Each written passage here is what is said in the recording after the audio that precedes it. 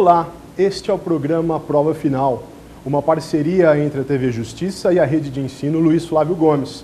Meu nome é Vinícius Casalino e hoje nós vamos falar de direito tributário. Nosso programa, como você sabe, divide-se em 3 blocos. No primeiro bloco, o tema do dia, debateremos um assunto importante da nossa disciplina. Hoje, vamos falar sobre os aspectos constitucionais do Imposto sobre Produtos Industrializados. Você saberia me dizer por que o IPI é considerado um tributo extrafiscal? No segundo bloco, Pergunte ao Professor, responderei as 5 questões enviadas por nossos telespectadores. Se você tem dúvidas, envie o seu e-mail para provafinal@anhanguera.com. No terceiro bloco, o X da questão, responderemos a 2 questões extraídas de exames da Ordem dos Advogados do Brasil. Debaterei com você alternativa por alternativa e, ao final, assinalarei a resposta correta.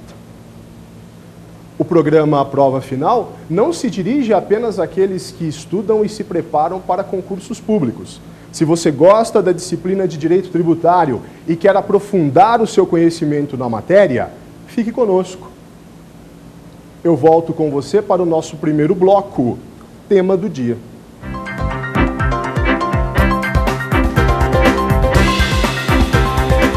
Muito bem, retornamos com o primeiro bloco do nosso programa, tema do dia. Hoje, vamos debater os aspectos constitucionais do Imposto sobre Produtos Industrializados. A primeira informação importante sobre o Imposto sobre Produtos Industrializados é, obviamente, a competência para a instituição deste tributo. De acordo com o artigo 153, inciso 4 da Constituição, cabe à União a competência para instituí-lo. Daí se depreende que a criação ou o aumento do Imposto sobre Produtos Industrializados devem dar-se por meio de lei federal. Já lhe adianto que basta a lei ordinária federal na medida em que a Constituição não coloca o IPI sob reserva de lei complementar. Você sabe que a Constituição traça apenas as normas mais abstratas, o panorama jurídico geral ao qual deve se submeter o tributo.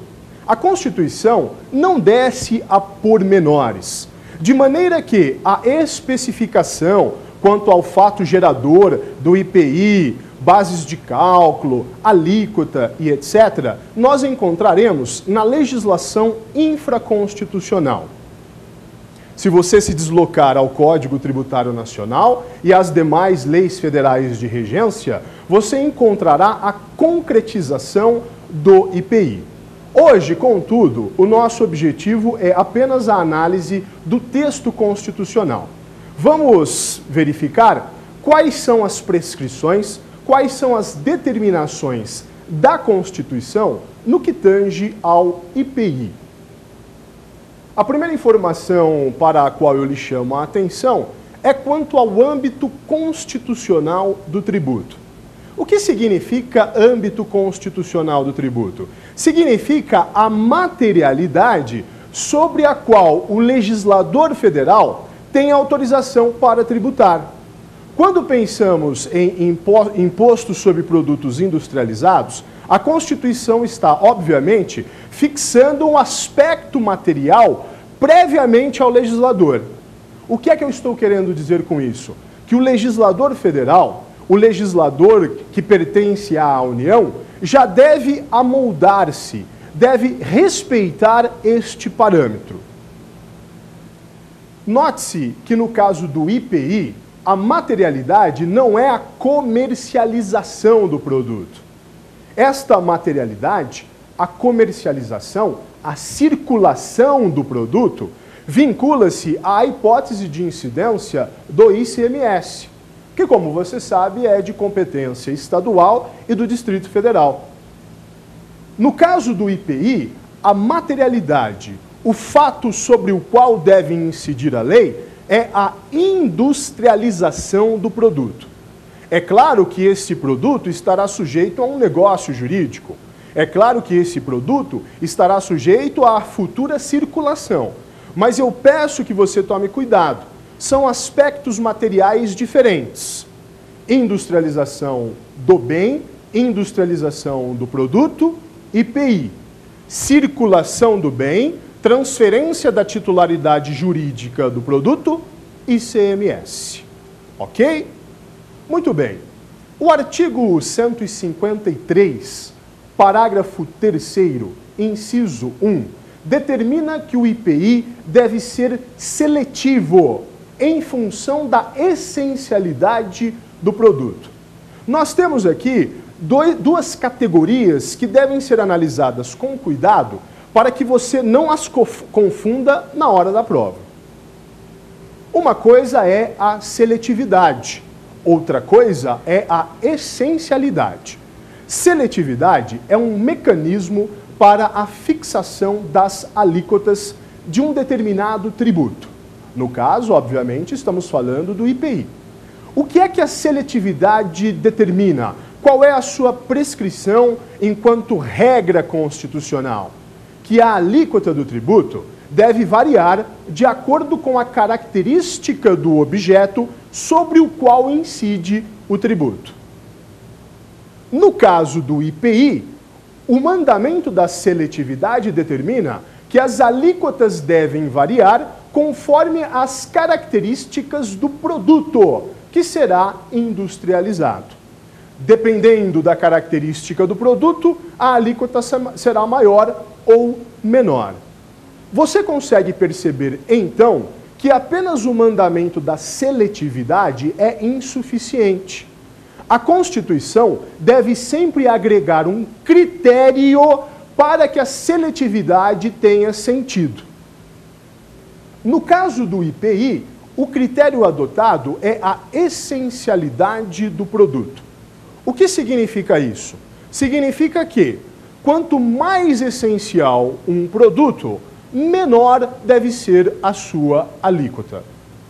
Quanto mais supérfluo um produto, quanto menos essencial ele seja para a população, mais elevada deve ser a alíquota do IPI. Você poderia se perguntar se esse critério de essencialidade está adequado ao tributo. E eu lhe respondo desde logo, sim. Se nós estudarmos o sistema tributário nacional como um todo, nós percebemos que ele está orientado para uma tributação progressiva. O que é uma tributação progressiva? É uma política de tributação que tem como objetivo tributar mais de quem tem mais e tributar menos de quem tem menos. Esta é justamente a definição de justiça fiscal.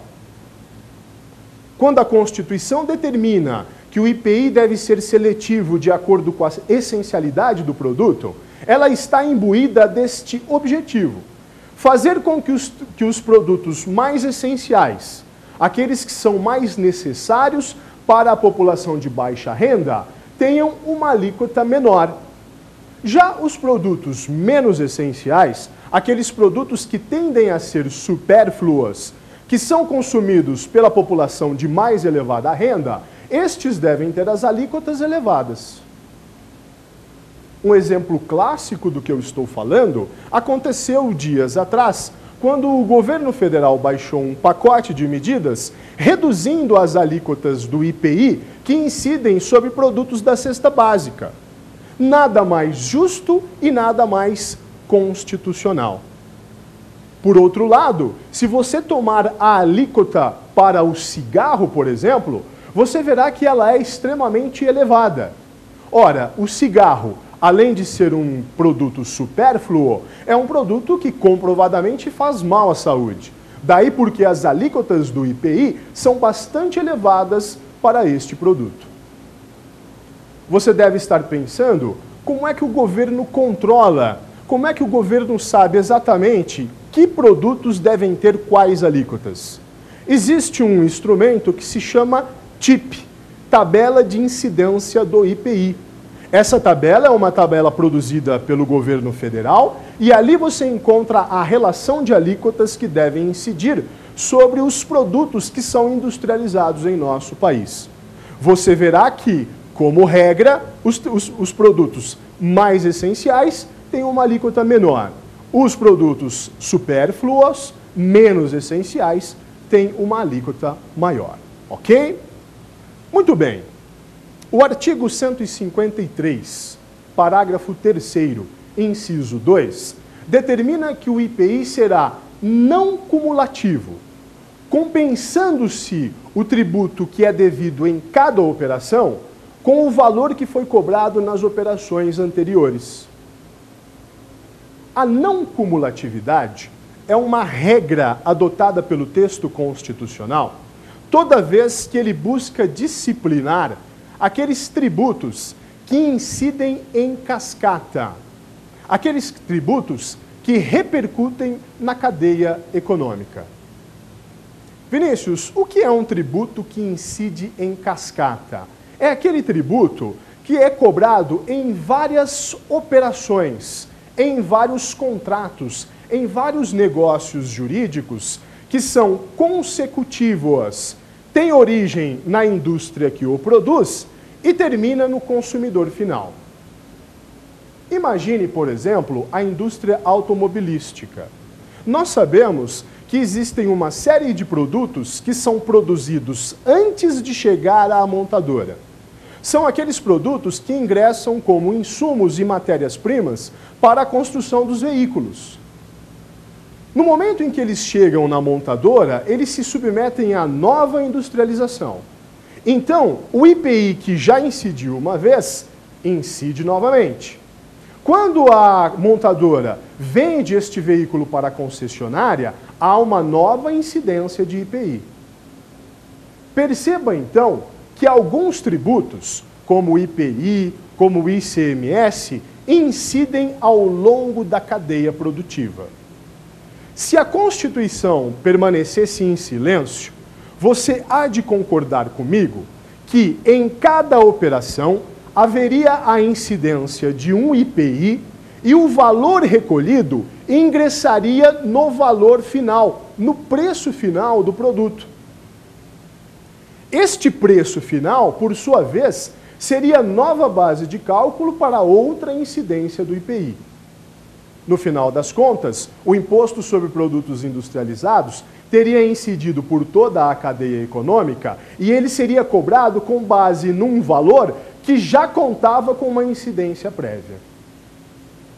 O mecanismo da não cumulatividade tem justamente o objetivo de abater o valor que foi cobrado na operação anterior daquele valor que deve ser arrecadado por ocasião da operação presente. Então, os contribuintes de IPI devem manter duas contas, uma conta de débito e uma conta de crédito. Tudo aquilo que se refere às operações anteriores, todo o valor relativo ao IPI que incidiu nas operações anteriores é registrado como crédito. Aquilo que ele deve na operação presente, na operação que ele vai realizar agora, é registrado como débito. E aí faz-se um encontro de contas, por isso que se chama compensação, e o contribuinte paga só a diferença. Ele não paga o valor daqueles IPIs que já foram recolhidos. Não, ele paga apenas o valor da diferença. Muito bem, este mecanismo da não cumulatividade é um instrumento muito importante, principalmente em uma economia capitalista que se pretende que seja competitiva em âmbito interno e internacional. Fazer com que os valores recolhidos a título de IPI sejam descontados, fazer com que eles não se agreguem na base de cálculo dos valores futuros, é importante para manter a competitividade dos produtos brasileiros. Continuando a análise do texto constitucional, no artigo 153, parágrafo 3º, inciso 3, nós encontramos um dispositivo que determina que o IPI não deve incidir sobre produtos industrializados destinados ao exterior. Nós já tivemos a oportunidade, em outros encontros, de debater o tema da imunidade tributária. Naquela ocasião, eu tentei deixar muito claro para você a seguinte ideia. Toda vez que o texto da Constituição, toda vez que a própria Constituição determina que um tributo não deve incidir sobre determinada operação, que um tributo não deve ser cobrado por um ente federativo com relação a determinada pessoa, que um tributo, enfim, de maneira nenhuma pode onerar o contribuinte, toda vez que a Constituição disser por si próprio, de seu próprio texto, que um tributo não deve incidir, nós estamos diante de uma imunidade tributária. A imunidade é uma regra constitucional negativa de competência. Note-se que a regra de imunidade protege o contribuinte de uma maneira tão radical que o ente federativo sequer pode legislar. Se a União, no caso do IPI, tenta tributar aqueles produtos industrializados que são destinados ao exterior, a sua legislação fatalmente será marcada como inconstitucional. A imunidade, neste caso, tem um objetivo bastante explícito. O legislador constitucional quer tornar os produtos que são industrializados no Brasil mais competitivos no exterior.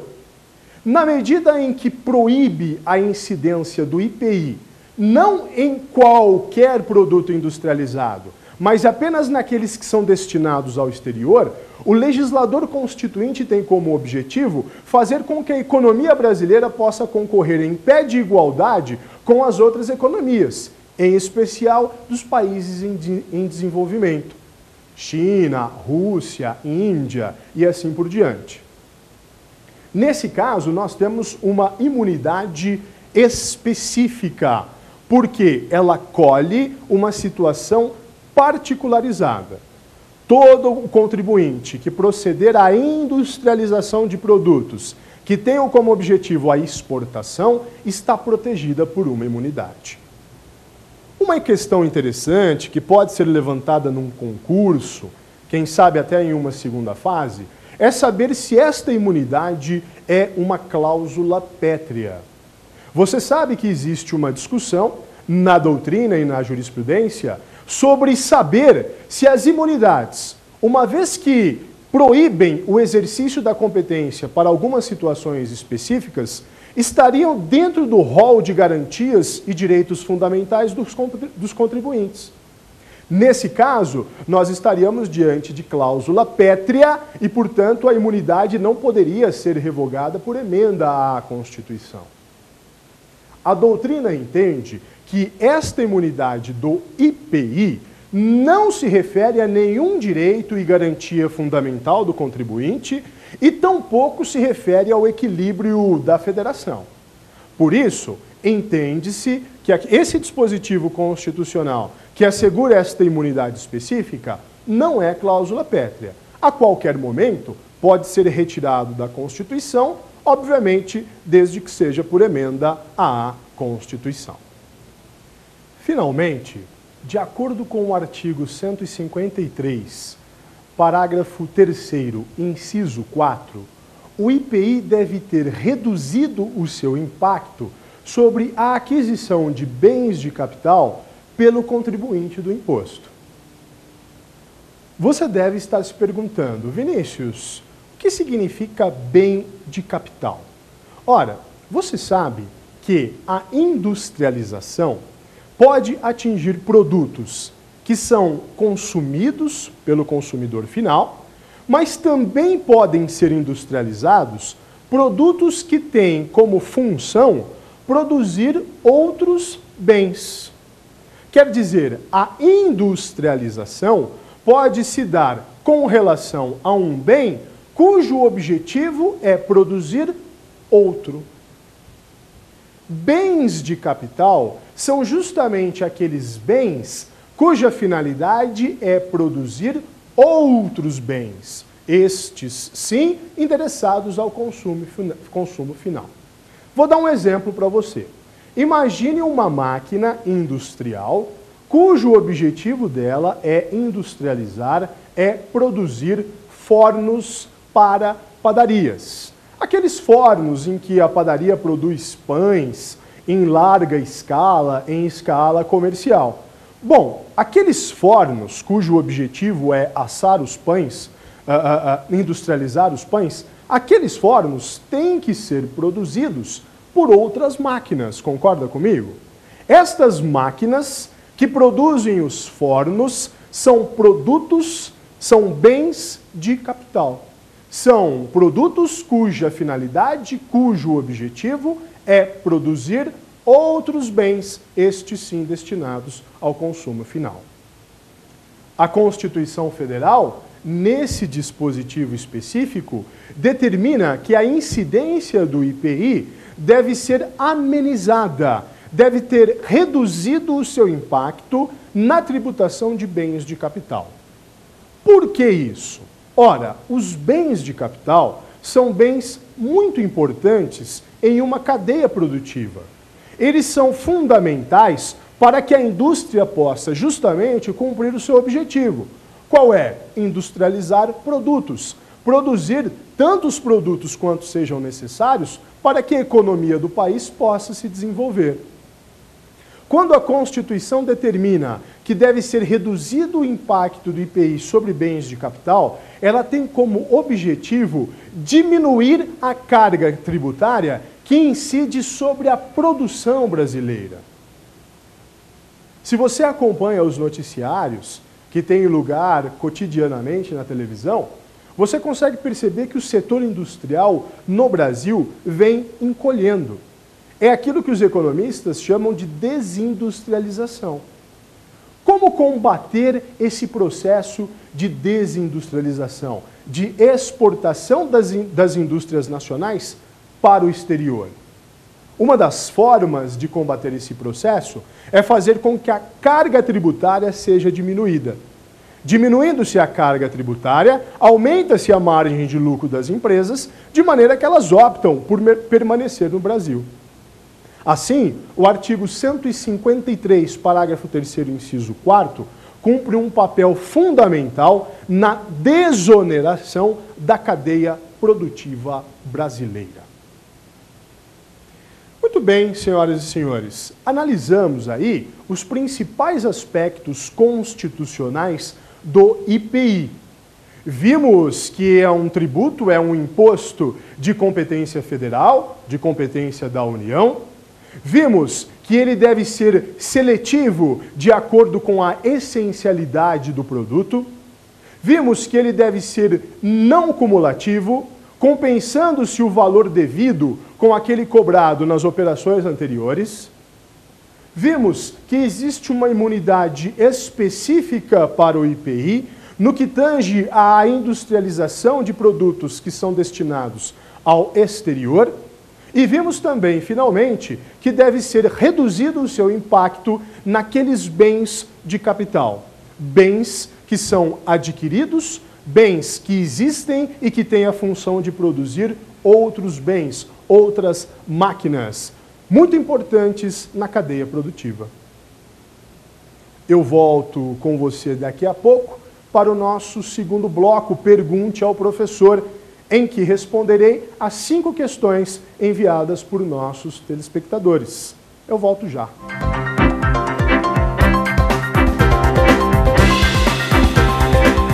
Muito bem, retornamos com o segundo bloco do nosso programa, Pergunte ao Professor. Nesse bloco, responderei as 5 questões enviadas por nossos telespectadores. Vamos à nossa primeira questão? O IPI submete-se ao princípio da legalidade? Muito bem, Jéssica. Muito obrigado pela sua pergunta. O IPI submete-se ao princípio da legalidade? Essa pergunta pode parecer, entre aspas, simples, mas ela não é. E ela guarda dentro de si uma resposta que costuma ser muito solicitada em exames, em provas e concursos. Bom, em primeiro lugar, vamos registrar o seguinte: todos os tributos submetem-se ao princípio da legalidade. O que é que significa princípio da legalidade tributária? Significa que os tributos devem ser criados por lei. Lei em sentido estrito. Lei compreendida como aquele ato normativo produzido pelo poder legislativo do ente federativo competente para a instituição daquele tributo. Então, princípio da legalidade tributária significa, em termos simplificados, olha, qualquer tributo deve ser criado por lei. Lei do ente federativo competente de acordo com o devido processo legal. O IPI não é diferente. Ele precisa ser criado por lei e, de fato, ele foi criado por lei. Criar um tributo significa dizer que todos os aspectos da hipótese de incidência devem estar previstos na lei em sentido formal. Você sabe ou se recorda quais são esses aspectos? Toda hipótese de incidência deve contar com um aspecto material, que é a descrição do fato ou conduta sobre a qual deve incidir o tributo, aspecto pessoal ou subjetivo, que é a descrição dos sujeitos que compõem a relação, sujeito ativo ou sujeito passivo, aspecto quantitativo, que é a designação da base de cálculo e da alíquota ou alíquotas aplicáveis, aspecto temporal, que é a dimensão de tempo, a indicação do momento em que se considera praticado o fato gerador, e aspecto local, que designa o âmbito territorial onde se dá a incidência do tributo.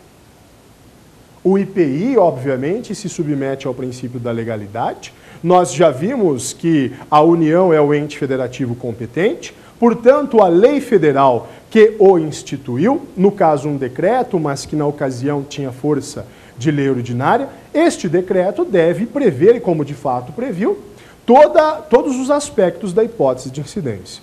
Entretanto, há um dispositivo constitucional muito importante. De acordo com o artigo 153, parágrafo 1º da Constituição, o Poder Executivo Federal pode alterar as alíquotas do IPI por meio de decreto. Nesse sentido, a doutrina costuma dizer que o IPI é exceção ao princípio da legalidade. Olha, o professor Roque Carrasa tem um ponto de vista um pouco mais técnico e, portanto, mais correto. Não é que o IPI seja exceção ao princípio da legalidade. O que ocorre é que a Constituição autoriza que o Poder Legislativo Federal, por decreto, mexa nas alíquotas. É, portanto, uma aparente exceção. E por que aparente exceção? Porque o tributo continua tendo que ser criado por lei. O que a Constituição autoriza é que o Poder Executivo, no caso o Presidente da República, possa aumentar ou diminuir as alíquotas por meio de decreto. Se o IPI se submetesse estritamente ao princípio da legalidade, não seria possível a utilização do decreto. A alteração de alíquotas teria que ser feita por meio de lei. No recente pacote anunciado pela Presidenta da República, em que houve a diminuição das alíquotas do IPI para diversos produtos que compõem a cesta básica, esta diminuição se deu por meio de decreto, justamente porque o artigo 153, parágrafo 1º, ameniza o princípio da legalidade no que tange ao IPI. Ok? Muito bem, vamos para a nossa segunda pergunta. O IPI submete-se ao princípio da anterioridade tributária? Muito bem, Márcio. O IPI se submete ao princípio da anterioridade tributária? Nós já tivemos a oportunidade, em outro programa, de debater o princípio da anterioridade. Vimos qual é o seu significado. De acordo com a Constituição Federal, artigo 150, inciso 3, alíneas B e C, o princípio da anterioridade determina que a cobrança do tributo se dê no exercício financeiro seguinte ao da publicação da lei que o instituiu ou aumentou, observado ainda um prazo de 90 dias. Eu chamo a sua atenção e peço para que você nunca se esqueça que o princípio da anterioridade no Brasil desdobra-se em duas regras. Aquilo que nós chamamos de anterioridade comum, artigo 153b, e aquilo que nós chamamos de anterioridade nonagesimal, artigo 153c. Pela anterioridade comum, a cobrança do tributo deve ocorrer no primeiro dia do exercício financeiro seguinte ao da publicação da lei que o instituiu ou aumentou. Pelo princípio da anterioridade nonagesimal, deve-se observar o prazo de 90 dias entre a cobrança do tributo e a publicação da lei. Como regra, os tributos se submetem ao princípio da anterioridade tributária, tal como elencado nos incisos B e C, nas alíneas B e C. Vale dizer, anterioridade comum e nonagesimal. Existem, contudo, algumas exceções. O artigo 150, parágrafo 1º da Constituição, elenca um rol de tributos que são exceções ao princípio da anterioridade. O problema desse dispositivo, especialmente para o seu estudo, é que ele se divide em duas partes. A primeira parte do parágrafo traz os tributos que são exceção à anterioridade comum. A segunda parte traz os tributos que são exceção à anterioridade nonagesimal. Você poderia pensar num primeiro momento que os dispositivos são idênticos, vale dizer, que eles simplesmente se repetem, mas não é assim. A primeira parte do parágrafo 1º do artigo 150 traz alguns tributos. A segunda parte traz tributos diferentes. É importante, então, que no momento em que você for estudar, você identifique precisamente que impostos constituem exceções ao princípio da anterioridade comum e que impostos constituem exceções à nonagesimal. Em alguns casos haverá coincidência, em outros não. Por exemplo, no caso do imposto sobre a importação ou imposto sobre a exportação, nós temos uma coincidência. Eles são exceções tanto à anterioridade comum quanto à nonagesimal. O que ocorre, contudo, no caso do IPI? E aí entra a importância da pergunta feita. O imposto sobre produtos industrializados é exceção à anterioridade comum, mas não é exceção à anterioridade nonagesimal. Em outras palavras, ele consta da primeira parte do parágrafo 1º, mas não consta da segunda parte. O que é que isso significa em termos práticos? Eventual aumento das alíquotas do IPI pode ser cobrado no mesmo exercício financeiro, mas deve observar o prazo de 90 dias. Nesse ponto, você deve estar pensando, Vinícius, parece que há algum problema aí. Por quê? Ora, nesse recente pacote adotado pela Presidenta da República, em que ela reduziu as alíquotas do IPI para aqueles produtos que compõem a cesta básica, nesse caso, segundo ela, a incidência é imediata. Não houve a necessidade de observar o prazo da noventena. Não há necessidade de aguardar 90 dias. Será que a Presidente da República não sabe direito tributário? Será que ela é mal assessorada? Muito cuidado com essa hipótese, inclusive porque ela já foi objeto de indagação no exame da Ordem dos Advogados do Brasil. O princípio da anterioridade comum e nonagesimal apenas se aplicam no caso de instituição e de aumento da carga tributária.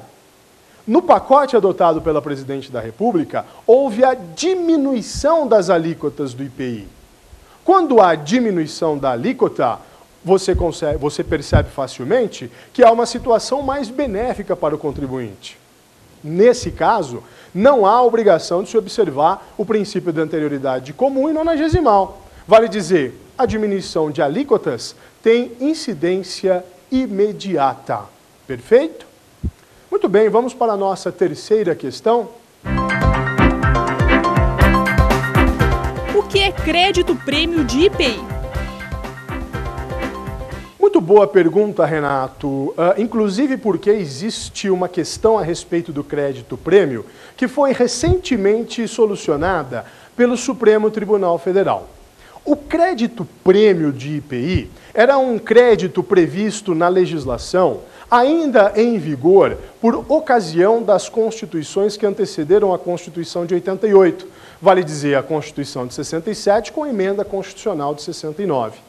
Naquela época, na época do regime militar, o governo houve por bem conceder alguns créditos relativos ao IPI para aqueles industriais que exportavam, que industrializavam para exportar. Crédito prêmio, portanto, é um crédito que pode ser registrado, que dá direito a que o industrial abata daquilo que ele deve de IPI, toda vez que ele industrialize um produto para a exportação. Os créditos prêmios relativos ao IPI submeteram-se a uma série de legislações.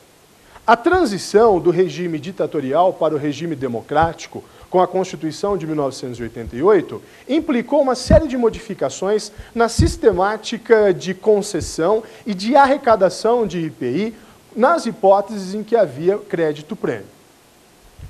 O Superior Tribunal de Justiça tem uma série de decisões muito contraditórias. Algumas de suas turmas reconhecem a existência do crédito prêmio, inclusive depois da Constituição de 1988, outros acham que não e assim por diante. Existe um dispositivo do ato das disposições constitucionais transitórias, o artigo 41, parágrafo 1º da Constituição, que determina que todos aqueles benefícios tributários que fossem concedidos em âmbito setorial deveriam extinguir-se 2 anos após a publicação da Constituição, salvo legislação em contrário. Muito se debateu sobre se esse dispositivo se aplicava ao crédito prêmio ou não. Como eu disse, o STJ, durante muito tempo, adotou decisões contraditórias. Recentemente, o Supremo Tribunal Federal, com decisões da lavra do ministro Ricardo Lewandowski, houve por bem considerar que esse dispositivo do ADCT aplica-se sim aos créditos prêmios do IPI, de maneira que eles vigoraram, então, até 5 de outubro de 1990, vale dizer, 2 anos depois de publicado o texto constitucional. Esta é uma decisão jurisprudencial importante. Se você está se dedicando a concursos em que a disciplina de direito tributário é cobrada com mais profundidade, é importante que você verifique esse tema e que você se aprofunde na decisão do Supremo Tribunal Federal. Ok? Crédito prêmio do IPI, portanto, de acordo com o Supremo Tribunal Federal, teve a sua vigência cessada em 5 de outubro de 1990. Muito bem, vamos para a nossa quarta pergunta. O IPI deve integrar a base de cálculo do ICMS? Muito bem, Vitória. Excelente pergunta. O IPI deve integrar a base de cálculo do ICMS? Olha, aparentemente essa é uma questão complicada, né? Você pode pensar, olha, nossa, base de cálculo do ICMS, IPI, o que é que uma coisa tem a ver com outra? O ICMS, ou melhor, o fato gerador do ICMS e o fato gerador do IPI têm muita semelhança. Por quê? Porque o fato gerador do ICMS é a circulação de mercadorias. Vale dizer, é a transferência da titularidade jurídica da mercadoria. A compra e venda, ok? O fato gerador do IPI, como nós dissemos no começo deste nosso encontro, não é essa transferência da titularidade jurídica, é a industrialização de um bem, a industrialização de um produto. Você há de convir comigo, entretanto, que os produtos são industrializados para que eles sejam vendidos, para que eles sejam o quê? Comercializados. Inclusive, um dos aspectos do fato gerador do IPI, de acordo com o Código Tributário Nacional, é justamente a saída do produto do estabelecimento do contribuinte. Muito bem, toda vez que o produto industrializado circula, ocorre o fato gerador do IPI, mas ocorre também, simultaneamente, o fato gerador do ICMS. Qual é o problema, Vinícius? O problema é que, se a Constituição não faz nenhuma ressalva, aquele valor que integra a base de cálculo do IPI, aquele valor que o contribuinte vai ter que recolher a título de IPI, obviamente o contribuinte vai depositar no preço do produto. O industrial, o contribuinte que pratica o fato gerador, não fica com o encargo financeiro. Ele não assume para si o custo econômico do pagamento desse tributo. Ele coloca embutido no preço. Bom, sobre esse preço incide o quê? O ICMS. Então, você não tem dificuldades para entender o seguinte: se a Constituição não disser nada, o contribuinte vai pagar o IPI, vai pegar o valor que ele pagou de IPI, colocar no preço do produto e sobre esse preço com o valor embutido, vai incidir o ICMS. A Constituição sabia disso. E a Constituição não quer que estes tributos que repercutem economicamente fiquem muito onerosos para o contribuinte. Então, no artigo 155, parágrafo 2º, inciso 11, ela determina que o IPI não deverá constituir a base de cálculo do ICMS em algumas circunstâncias, não em todas. Um dos requisitos exigidos pela Constituição é que os fatos geradores sejam os mesmos. Além do mais, a relação jurídica, a circulação deve dar-se entre contribuintes destes impostos. Então, artigo 155, parágrafo 2º, inciso 11, em algumas circunstâncias, o IPI não deve compor a base de cálculo do ICMS, ok? Vamos para a nossa quinta e última pergunta? Que modalidade de lançamento aplica-se ao IPI? Muito bem, Matheus. É uma pergunta corriqueira, mas importante, porque muitas vezes é solicitada em exames e provas de concurso. Qual é a modalidade de lançamento pela qual se cobra o IPI? Nós sabemos que, de acordo com a disciplina do Código Tributário Nacional, nós temos basicamente 3 modalidades: lançamento direto ou de ofício, lançamento por declaração e lançamento por homologação. O lançamento por homologação é disciplinado no artigo 150 do Código Tributário Nacional. O contribuinte pratica o fato gerador, ele mesmo calcula quanto deve recolher de tributo e ele mesmo antecipa o pagamento sem qualquer notificação, sem qualquer comunicação por parte da administração tributária. O IPI assume a modalidade de lançamento por homologação. O próprio contribuinte, ao praticar o fato gerador do tributo, calcula o montante devido, antecipa o pagamento e depois apenas aguarda a homologação expressa ou tácita por parte da Secretaria da Receita Federal. Muito bem, senhoras e senhores, encerradas estas questões, eu aguardo você para o terceiro e último bloco do nosso programa, o X da Questão.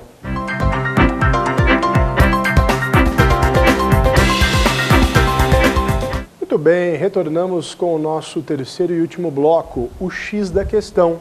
Neste bloco, responderemos a 2 questões extraídas de exames da Ordem dos Advogados do Brasil. Vamos para a nossa primeira questão? Nono exame de ordem unificado, prova tipo 1, branca, questão número 25.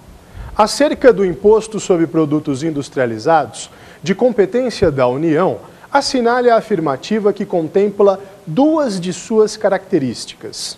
Alternativa A é imposto ordinário e caracterizado pela seletividade. Muito bem. A alternativa A afirma é imposto ordinário e caracterizado pela seletividade. A alternativa está correta. Veja, o IPI não é um imposto extraordinário. Imposto extraordinário nós encontramos no artigo 154, inciso 2, que se refere ao imposto extraordinário de guerra. Ora, se ele não é um imposto extraordinário, por exclusão, ele é ordinário, ele é comum. A União pode instituí-lo em circunstâncias comuns, em circunstâncias cotidianas. Por outro lado, a alternativa afirma, olha, ele é seletivo, ele é caracterizado pela seletividade. Como nós vimos, a seletividade significa que as alíquotas devem variar de acordo com características do objeto sobre o qual incide o imposto. Vimos também que o critério utilizado pela Constituição é a essencialidade do produto. Portanto, a alternativa A está adequada. Vamos conferir as outras alternativas? Alternativa B é imposto real e caracterizado por ser direto. Ora, o IPI é imposto real, porque ele incide sobre uma coisa, sobre um objeto. Entretanto, ele não é imposto direto, ele é imposto indireto. E por que é imposto indireto? Porque o contribuinte, aquele que industrializa o produto, não assume o ônus econômico, não assume o encargo financeiro. Ele repassa aquilo que ele pagou a título de IPI para o preço final. E aí o consumidor final é que será obrigado a arcar com o encargo econômico do tributo. Muito bem, alternativa C é imposto monofásico e qualificado como indireto. Olha, o IPI é imposto indireto. Como eu acabei de dizer para você, quem arca com o custo econômico não é o contribuinte de direito, é o contribuinte de fato. Entretanto, ele não é monofásico, ele é plurifásico. Por quê? Porque ele incide em toda a cadeia econômica. Ele incide desde aquele primeiro industrial que produz a matéria-prima até o último, aquele que junta a matéria-prima, os insumos e etc. para compor o produto final, ok? E finalmente a alternativa D é imposto interno e lançado por declaração. Ele é imposto interno? Sim, ele vige dentro do espaço territorial brasileiro. Entretanto, como vimos no final do nosso último bloco, não é lançado por declaração, é lançado por homologação. Portanto, todas as alternativas trazem informações parcialmente corretas, entretanto, parcialmente erradas. Apenas a alternativa A está completamente correta. Vamos para a nossa segunda pergunta? OAB-SP 134, exame de ordem, questão número 87. Os princípios constitucionais que informam a cobrança do IPI são: alternativa A não cumulatividade e a seletividade.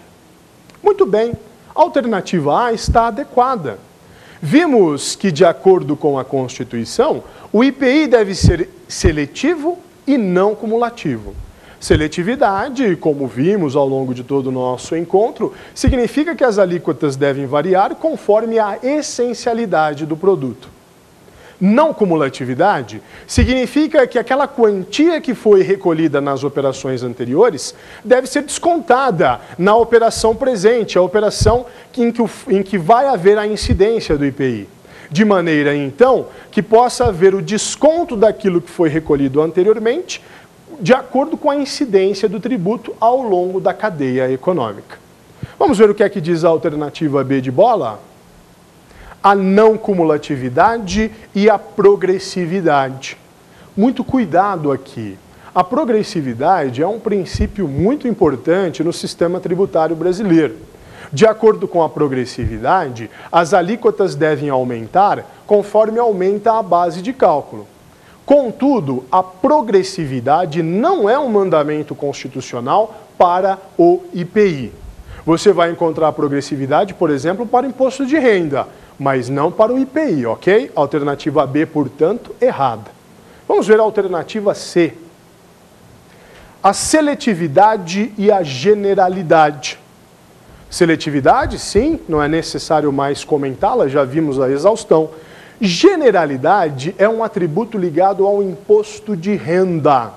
Significa que o imposto deve ser cobrado de todas as pessoas físicas ou jurídicas que aufiram renda. Você encontra a generalidade no artigo 150 da Constituição, no artigo 153, quando se refere ao imposto sobre a renda e proventos de qualquer natureza. E, finalmente, a alternativa D de dado. A progressividade e a generalidade. Como eu adiantei os senhores, progressividade é um dispositivo importante, é um princípio importante.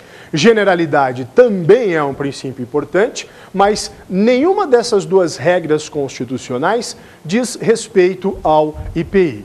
No artigo 145, parágrafo 1º, nós encontramos o princípio da capacidade contributiva, ao qual se liga a progressividade. Muito embora ali conste a expressão impostos, isso não significa que ele se aplica a todos os impostos de maneira indistinta.